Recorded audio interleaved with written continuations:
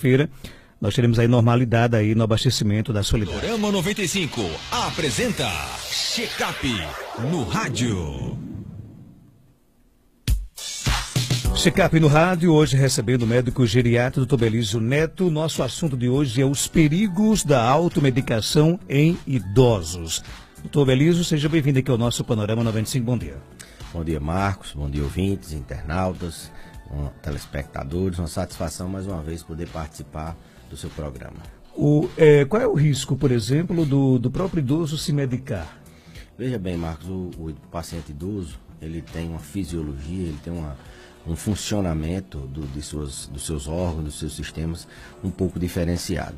E na metabolização, na absorção dos medicamentos, na própria distribuição e eliminação, as funções também são alteradas. Isso torna o idoso mais vulnerável, mais suscetível à reação adversa, a efeitos colaterais de medicamentos. Somando-se a mais vulnerabilidade física, fisiológica que eles têm ao uso de medicamentos, eles necessitam tomar, geralmente, mais medicamentos. Para você ter ideia, 36% dos idosos, quase 40%, eles tomam 5 ou mais medicamentos na faixa etária de 75 anos até 85 anos. Em média, 25%, ou seja, um quarto dos idosos tomam mais de 5 medicamentos. Isso por conta própria? Não, já tomam. Isso favorece com que, se eles tomarem algum outro por conta própria, o risco de reação adversa é maior, além da vulnerabilidade pessoal e individual do organismo idoso. 80% tomam pelo menos um medicamento depois de 65 anos, estima-se que 80% tomam pelo menos um medicamento. Então, em virtude disso, em virtude da vulnerabilidade dele, em virtude da necessidade, porque tem doenças complexas, a automedicação é uma coisa muito perigosa. Então, os idosos, por mais que tenham riscos baixos em alguns medicamentos, mas eles tomam 2, 3, 4 mais medicamentos do que precisa. Se automedicar na terceira idade é um risco muito grande. 20% desses idosos que tomam medicamento, eles se automedicam. Aliás, 20% dos idosos que fazem reação adversa, e medicamento é uma das principais causas da reação adversa a drogas, a fármacos, eles vão a óbito. Então, automedicação pode gerar reação adversa num organismo mais vulnerável, num organismo que toma vários medicamentos, e isso pode levar ao óbito, pode levar a uma internação, pode levar um tempo demorado de internação. Então, um remédio a mais pode levar o idoso a problemas catastróficos. Por exemplo, algumas práticas do nosso dia a dia, ter uma farmácia em casa, né, tomar um simples dipirona quando está com alguma dor de cabeça, isso favorece, por exemplo, a automedicação no futuro? Nesse caso, Marcos, seria uma automedicação programada. Se um paciente já toma esse medicamento para dor, muitas vezes a gente responsável pela saúde daquele idoso já orienta algumas medicações que ele pode tomar em algumas situações de emergência, se é um idoso acompanhado, deixa uma dipirona ou um paracetamol, ou deixa algum medicamento para vômito, algum medicamento se porventura apareça uma diarreia. A gente geralmente já monitora esses medicamentos. O que não pode é o paciente tomar um medicamento sem consultar o seu médico assistente, sem consultar um profissional de saúde, simplesmente porque um vizinho orientou, simplesmente porque o balconista da farmácia orientou, ou porque ele viu na internet, ou por qualquer que seja a causa dele tomar esse medicamento. Mas ele tomar o medicamento é muito perigoso, porque o idoso, volta a dizer, já toma mais medicamentos, eles tomam muitos medicamentos porque eles têm doenças, e o idoso está mais vulnerável. Um anti-inflamatório, por exemplo, num adulto jovem, o risco de esse paciente ter uma reação adversa é muito baixo. Já no idoso, um simples anti-inflamatório pode colocar ele numa internação, pode descompensar uma insuficiência cardíaca, um anti-inflamatório pode colocar o paciente numa máquina de diálise, ele faz insuficiência renal, pode colocar um paciente na UTI por uma hemorragia digestiva, ele sangra o intestino. Um simples anti-inflamatório que a gente toma quando tem uma pancada, quando a gente tem uma entorse leve. Já os idosos, eles não podem tomar esse tipo de medicamento, haja visto o risco que eles têm essas doenças já ao longo da vida, pelo menos a grande maioria deles. Esse é o grande perigo da automedicação. E é uma tarefa, por exemplo, difícil ou fácil de você convencer o idoso realmente a não se automedicar? Veja, é uma tarefa difícil, mas que se consegue. Na avaliação, na consulta, na geriatria, a gente tem um teste chamado teste da sacola. Assim que a gente faz a identificação do paciente, a gente pede para ele trazer sempre, todas as consultas a gente pede para ele trazer todos os remédios que ele está em uso. Então faz parte da consulta geriátrica essa avaliação rotineira de todos os medicamentos. Ele traz e a gente coloca, o senhor toma isso aqui como, de que jeito, que hora, antes ou depois da refeição, depois toma outro, de que hora. Então a gente faz esse check-up das medicações. E cada medicação daquela a gente repensa sobre a necessidade dela. Tem alguns idosos, Marco, que foi iniciado um medicamento há muito tempo atrás, um remédio para o estômago, e ele nunca mais tirou. Obrigado, Boa. Eu estou aqui desde as 6 da manhã, viu? Não chegou nem um cafezinho para mim. Nossa amizade é de velhos carnavais, né, Boa? Eu vi que o senhor estava aqui porque eu fui ali ver o tamanho do Olha aí. Obrigado, Boa. Um abraço, Sueli. Então, o paciente que já está tomando um medicamento há muito tempo e ele não sabe se é para parar, ele toma aí daqui a algum tempo ele vai para outro médico e começa a tomar um remédio para tontura, e ele acha que é para o resto da vida e vai se somando. Então, cada consulta a gente vê a indicação daquele medicamento, a gente vê se realmente está precisando e tira todos os remédios que não são necessários. Conceito de desprescrição a gente tem tirado. A gente tem tirado polivitamina, cálcio, remédio para dor que ele não pode tomar. E a sacolinha fica pequena. E a sacolinha fica enxuta, muitos vencidos, às vezes a gente pega medicamentos vencidos, essa farmácia em casa tem que ter, mas tem que ter sob supervisão, a gente tem que orientar. E nesse sentido da gente fazer essa revisão de cada medicamento, é uma prática da consulta geriátrica, até eles acham que eles trazem todas as caixas que eles tomaram, que eles querem saber se realmente eles tomaram os remédios direito, mas não é nem tanto por isso, é também se eles aderiram ao tratamento. É mais para ver se aquele remédio ainda vai ser necessário, para ver se aquele remédio não está sendo um causador de efeito adverso.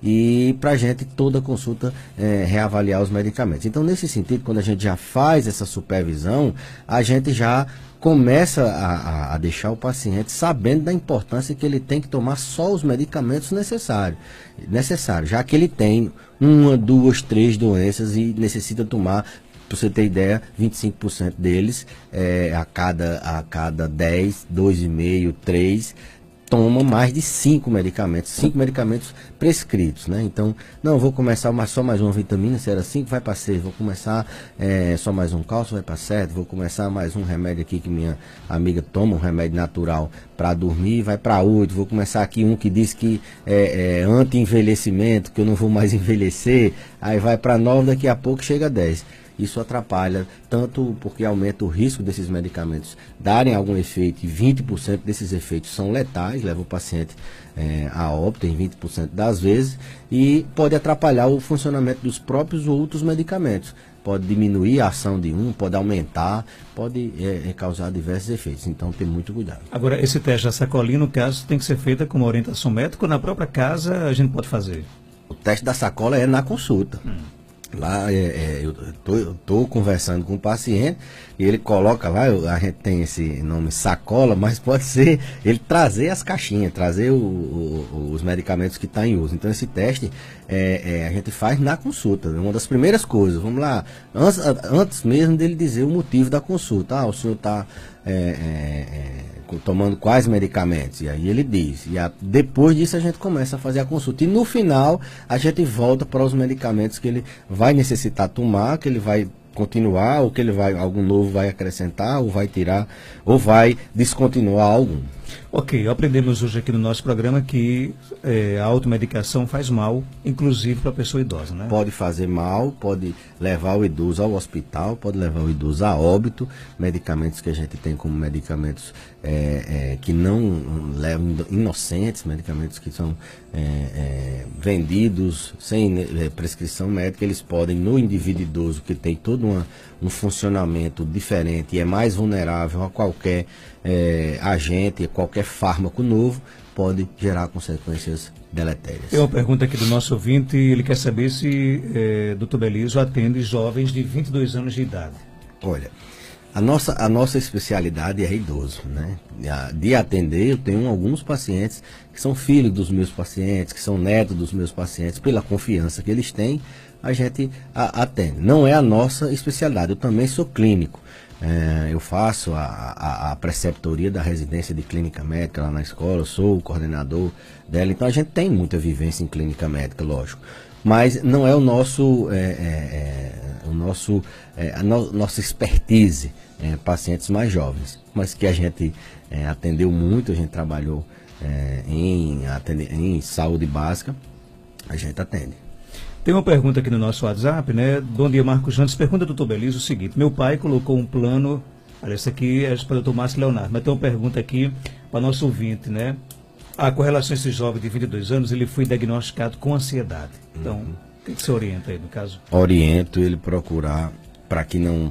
A gente trata também. A ansiedade é uma doença muito comum no idoso, então a gente tem manejo. A gente tem uma pós-graduação em farmacologia neuropsiquiátrica, em medicamentos para tratar ansiedade e depressão. Mas a minha recomendação seria de ir para um profissional psiquiatra para tratar essa ansiedade, se for o caso, ir para um psicólogo, mas iniciar com a especialidade que tem a expertise de tratar esse tipo de patologia. Uma pergunta aqui que chega aqui no nosso WhatsApp, nosso ouvinte Benedita, ela conta que o pai dela tem 68 anos e está viciado em vitaminas, principalmente vitamina C. Existe algum risco para ele nesse caso? Claro que existe. As vitaminas a gente tem, o que se vende geralmente são polivitamínicos, tem várias vitaminas num comprimido só. Então, se acredita, e isso é reforçado pela mídia, de que vitaminas, elas são boas para o idoso, porque o idoso precisa ficar forte, ele está ficando fraco, ele tem que tomar uma vitaminas, e isso não é uma verdade. A gente tem alguns casos não, a gente tem evidência na literatura de que o uso sem necessidade de algumas vitaminas desenvolvem câncer. São fatores de risco para câncer de próstata, por exemplo. Vitamina E, se for tomada sem necessidade, ela pode desenvolver câncer. A gente tem casos desses polivitamínicos, eles têm ferro também dentro deles. E o ferro acelera o envelhecimento. O ferro, ele facilita a inflamação. Então, esses polivitamínicos têm que ser ponderados nesse aspecto também. E o risco da hipervitaminose. A gente tem doenças que são causadas pelo excesso de medicamento. Então, a própria vitamina C, se ela tiver em níveis altos, ela pode causar doença. Então, não se recomenda vitamina sem necessidade. Se o paciente está comendo, se alimentando bem, com fruta, verdura, tendo uma alimentação normal, ele teoricamente não vai precisar de tomar nenhuma vitamina. Desde que a gente dose alguma, por exemplo, a vitamina D, a gente dose seja necessário repor. Mas tomar sem necessidade, porque está fraco por isso ou aquilo, não vai melhorar nada.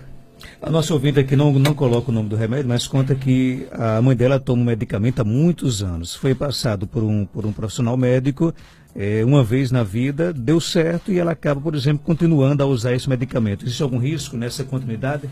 A depender do medicamento, a gente sabe que tem alguns medicamentos, como medicamentos para pressão, para diabetes, para outras doenças, que são necessários o uso continuado. Se um dia tiver que parar, porque o paciente fez uma educação uma mudança de estilo de vida, perdeu peso por algum outro fator, a gente pode até parar, mas uma vez hipertenso, sempre hipertenso. Pode até não precisar de medicamento, mas que ele vai ser sempre hipertenso será. Então tem alguns medicamentos que realmente não podem parar, mas tem alguns outros que a gente vê que os pacientes utilizam cronicamente por falta de que alguém não disse o tempo que ele deveria tomar e parar. Ou porque ele parou e voltou a sentir o sintoma e ele mesmo voltou a tomar. O corticoide é um exemplo muito claro disso. Tomou para uma dor, na época da zika, chikungunya, a gente tem pego muita gente tomando corticoide até hoje. E foi se iniciado e mantido e o paciente nunca tirou. E os efeitos deletérios do corticoide são muito complicados. Então, a depender do medicamento, ele tem sim que ser continuado. Se for um medicamento de uso contínuo, a gente mantém. Se for um medicamento porque o paciente não foi orientado a parar com um certo tempo, então a gente retira. Esse remédio aqui que a ouvinte mandou aqui pelo WhatsApp, ela conta que ela tem 52 anos e que ela não complementou aqui a pergunta, mas eu acredito que seja se faz algum mal, se é aconselhável. Ela tem 52 anos de idade. Veja bem, Marcos, é um polivitamínico como outros. O que acontece é que a indústria farmacêutica ela faz assim, cria um nome de um medicamento, esse medicamento é um polivitamínico como qualquer outro, e coloca naquele medicamento, por exemplo, tal, memory, tal, senior, tal, hair, cabelo em inglês, tal, papele.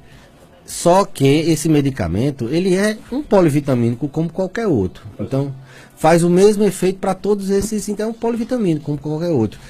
Agora, para cabelo, para alopécia, perda de cabelo, realmente uma das linhas de tratamento é repor algumas vitaminas. Então, eu não orientaria ela suspender esse medicamento por enquanto, se ainda não estiver fazendo efeito. Agora, se não tiver, pode suspender tranquilamente que esse medicamento, meu amigo gordinho, tudo bom?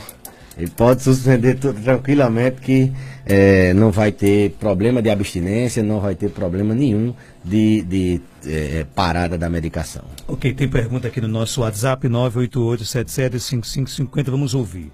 Bom dia, doutor Belísio. Gostei. Se o ômega faz bem para uma pessoa de 90 anos, porque minha mãe, ela tem a mãe de tomar um ômega, quando termina já quer tomar outro. Não sei se isso faz bem. E aí, faz bem o ômega? O ômega, né? É uma excelente pergunta.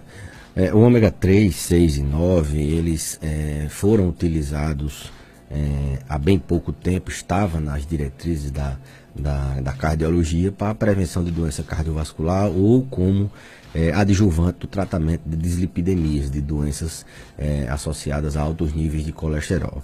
Entretanto, bem recentemente, eu acho que foi esse ano, essa recomendação caiu por terra e ele não diminui risco cardiovascular.